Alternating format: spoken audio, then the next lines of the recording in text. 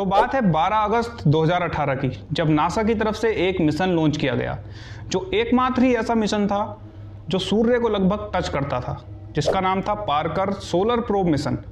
ये एक ऐतिहासिक मिशन इसलिए भी था क्योंकि इतनी हीट कोई भी चीज़ बर्दाश्त नहीं कर सकती थी, जैसे कि ये सूर्य की सतह के पास जाने के लिए बनाया गया था।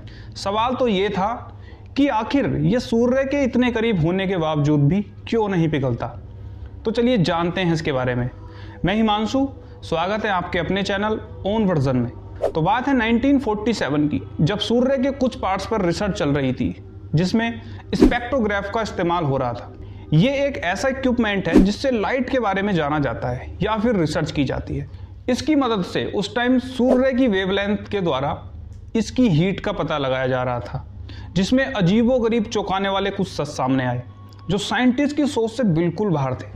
हुआ यूं कि सूरज की सरफेस का टेम्परेचर तो लगभग 5500 डिग्री सेल्सियस है, और कोरोना जो सूरज की सबसे आउटर मोस्ट लेयर है उसका टेम्परेचर लगभग 5 लाख डिग्री सेल्सियस से भी कहीं ज़्यादा था। मतलब सूरज की अंदर वाली सरफेस से भी कहीं ज़्यादा। ऑफ कोर्स ये एक चौंकाने वाली बात तो थी ही।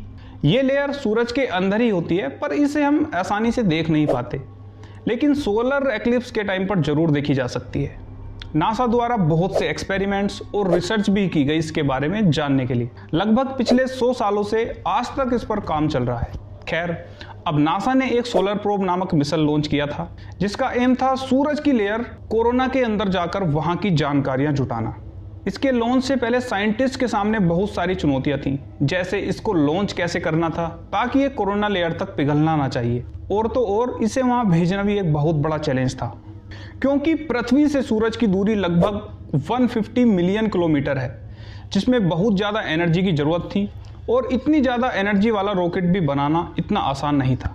बहुत टाइम रिसर्च करने के बाद ये फैसला लिया गया कि रॉकेट को पहले वीनस प्लैनेट तक पहुंचाया जाएगा। तो अब थोड़ा गौर करते हैं सोलर सिस्टम की तरफ। इसकी जो ट्रेजेक्ट्री है उसमें पृथ्वी से सूरज की तरफ वीनस प्लैनेट है, यानी ये सूरज के ज़्यादा करीब है पृथ्वी के मुकाबले।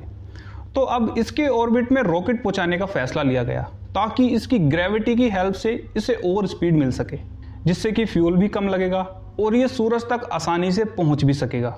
लेकिन वीनस का साइज इतना कम होने की वजह से इसकी ग्रेविटी भी लगभग काफ़ी कम ही थी। रॉकेट की स्पीड बढ़ाने के लिए वीनस के लगभग 24 चक्कर लगाने थे, तब वे सूरज की लेयर तक पहुंच पाता। तो 12 अगस्त 2018 को कैप कैनेवरल एयरफोर्स स्टेशन से पार्कर सोलर प्रोब को लॉन्च किया गया। इसको पूरा करने के लिए लगभग 8 साल लगेंगे, नासा का ये कहना है। इसका लगभग 9000 घंटे की रिसर्च का टारगेट था। तो दिन था 28 अप्रैल 2021, जब ये कोरोना लेयर में एंटर हो चुका था। जैसा साइंटिस्ट ने पहले ही ऑलरेडी कैलकुलेट किया था कि कोरोना लेयर सूरज के इनर सरफेस से लगभग 100 गुना ज़्यादा गर्म है। एग्जैक्टली पार्कर प्रोब भी यही रिजल्ट दे रहा था। अब सवाल हमारा ये था कि पार्कर प्रोब आखिर पिघलता क्यों नहीं। इसकी साइड जो सूरज की तरफ फेस किए हुए है, उसको बनाने के लिए एक हीट शील्ड का इस्तेमाल किया गया है, जो कार्बन फोम से बनी हुई है। इस फोम को स्पेशली डिजाइन करा गया था, जिसकी प्रायोरिटी थी कि सूरज की गर्मी को बहुत ही ज़्यादा तेज़ी से एब्जॉर्ब करने की। इसके साथ ही साथ ग्रेफाइट और रेजिन की लेयर भी लगाई गई थी इसमें, और इसे बहुत ही ज़्यादा टेम्परेचर पर गर्म किया गया ताकि इसमें दोबारा आग न लग पाए। कार्बन एक ऐसा पदार्थ होता है जिसकी हीट फेसिंग कैपेसिटी काफ़ी अच्छी होती है, और जो साइड हमेशा सूरज की तरफ रहती है उसमें वाइट सेरेमिक पेंट किया गया था ताकि सूरज की गर्मी और लाइट पहले ही रिफ्लेक्ट हो जाए और ये हीट होने से बचा रहे। एक बहुत ही अच्छी चीज़ थी इसमें कि ये ऐसे डिज़ाइन किया गया था जो बाकी इसका बचा हुआ हिस्सा था वो इसकी शील्ड की परछाई में हमेशा रहता था, जिससे कि उसके कंपोनेंट जलने से बचे रहते थे। तो अब इसके पीछे का रीज़न ये है कि एक नियम है थर्मोडायनेमिक्स का, जिसमें हीट को ट्रांसफ़र होने के लिए एक मीडियम की रिक्वायरमेंट होती है। चलिए उदाहरण के तौर पर बताते हैं। जब गर्म पानी हाथ पर गिर जाता है तो हाथ तुरंत से जलने लगता है। वहीं अगर जलती हुई फ्लेम पर बहुत तेज़ी से हाथ लगाओ तो कुछ नहीं होता, क्योंकि पानी एक ज़्यादा स्ट्रॉन्ग मीडियम है हवा के मुकाबले। खैर, टॉपिक पर वापस आते हैं।